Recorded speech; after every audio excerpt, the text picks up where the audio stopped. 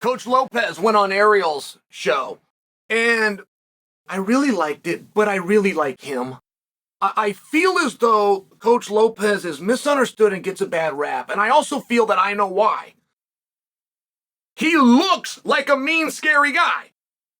And it's very interesting. Like, I've watched Ilia Topuria get away with murder. I've watched Max Holloway 2 weeks ago start some of the biggest, nastiest trash talk, but nobody picked up on it because they're these cute guys that everybody loves. Adam Felters maintains that Dricus du Plessis is the greatest trash talker in sport, not just in our sport. And you know what?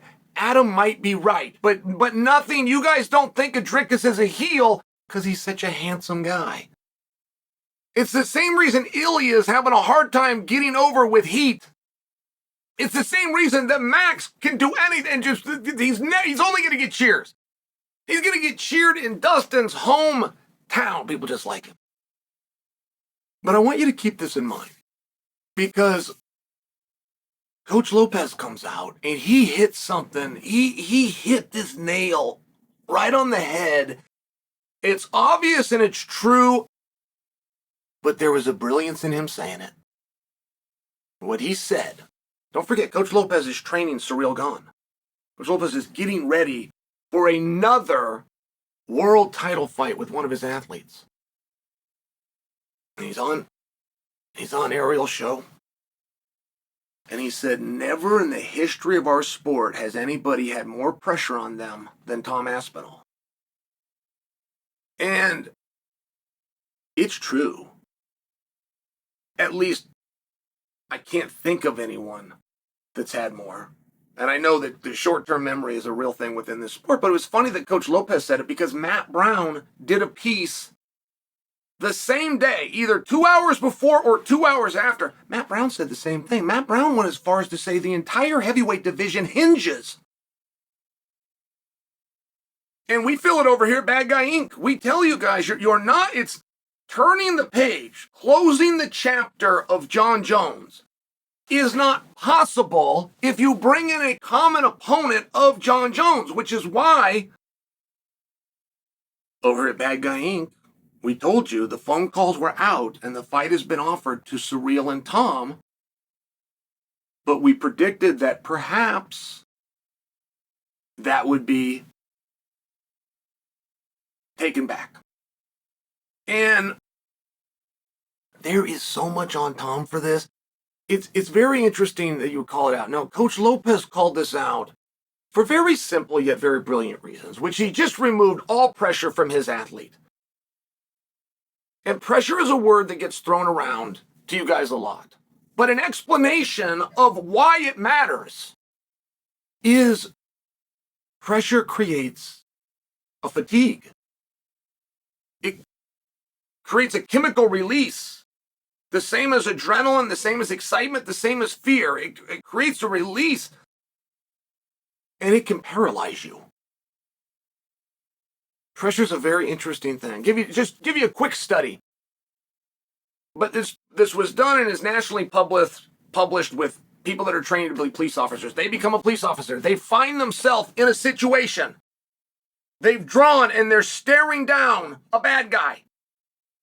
And the police officers have thrown their gun at the bad guy and turned and ran.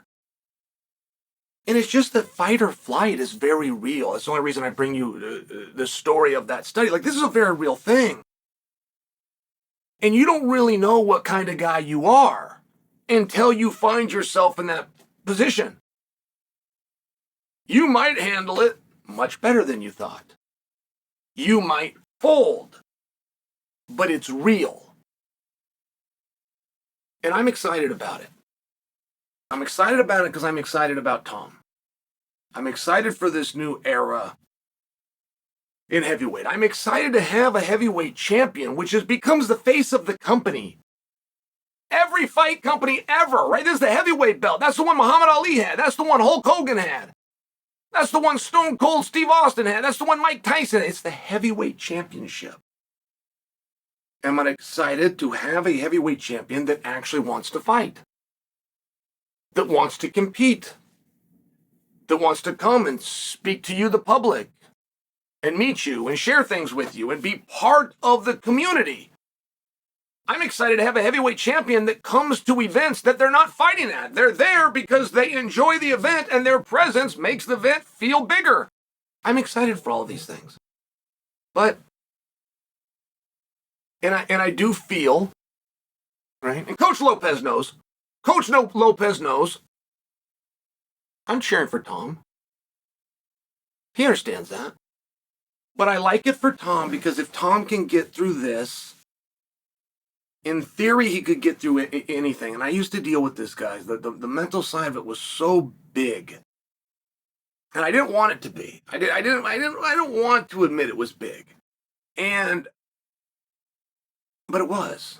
And it was big for me. And there was times on fight week within my hotel room by myself with my thoughts. You'd go in a number of directions. And when I went on my run, when I went from unranked and I went on my run, I used to sit down and I'd be real, because I would always deny it. Oh, pressure's nothing. Oh, ring rest is nothing. Oh, experience is nothing. Whatever it was, I denied it. And then I would find myself in there and it became a real battle. Whether it went your way or not, it became a real battle. Then I got to a place where I identified it. Whatever it was, whatever pressures I was feeling, hey, this is the one. If I don't win this, I can't pay my electric bill next month. If that was the case, hey, this is the one. If I don't win this, I'll never be on TV again. Hey, if I don't win this, Joe Silva has already told me I'm coming out of the rankings. Hey, if I don't win this, I don't get a fight in Anaheim in a main event. Like whatever it was, but I would identify it, and I would really identify it. And then I would think, is this the worst situation I've ever been in? Have I ever had a pressure like this? Have I ever had more at stake? And if the answer was no, I would get excited about that. I would think, okay, if I can get through this,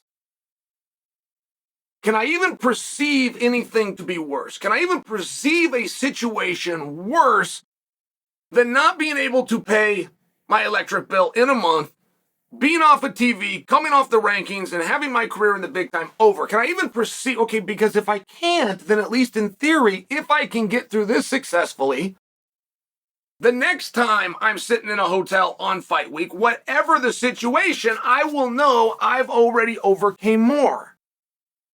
And this was just a game. It was just a mental game. But it was a way of dealing with it, addressing it, looking at it for what it was, understanding it was a challenge, but there was also benefits if you could overcome the challenge. And that seemed to lessen it. And I tell you all of that because I don't know that Tom could find himself in a harder spot. I don't know that I believe that Tom against Jones on the White House lawn would have more pressure on it than Tom's got himself right now. It's an opponent that he called for. It's not the opponent that he wanted. It's a very hard fight that's not as hard as the fight that he was trying to get. But if he lost to Jon, so what? So did everybody else. If he loses to Surreal, who he's ranked far ahead of, and it was his idea to begin with, do you see where things, right? Like sometimes when that mountain's in front of you and it's so big and nobody thinks you can climb it, it puts you in a really good spot because it brings expectation down. And I do feel that it's hard to recreate an environment that will put more pressure and more on Tom to not only win, but to perform. Tom's not got to just win, he's got to win fast. That's not reasonable. Tom and his trainers can't work that out. Tom can't train, he can't eat, he can't sleep, he cannot prepare himself to get rid of Surreal. Oh, and by the way, he's got to do it in under 4 minutes like Jon Jones did. Like, I'm just saying, it's not a realistic situation. But it's still the situation that he finds himself in. Now, I'm excited about that. And I believe when Tom comes through that, this vision of invincibility that we've created for Tom will become more true.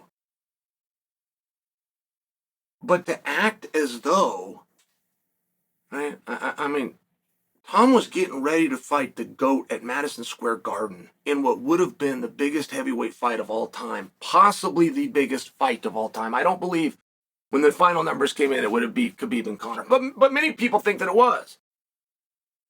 So when you go to something different and something smaller, there's a real letdown. But you can't be let down. You got to rise. And he's got to beat Surreal, and he's got to do it easily. And for Coach Lopez to come out publicly and stick that right on Tom's back was very accurate, but it was also a very wise thing to do.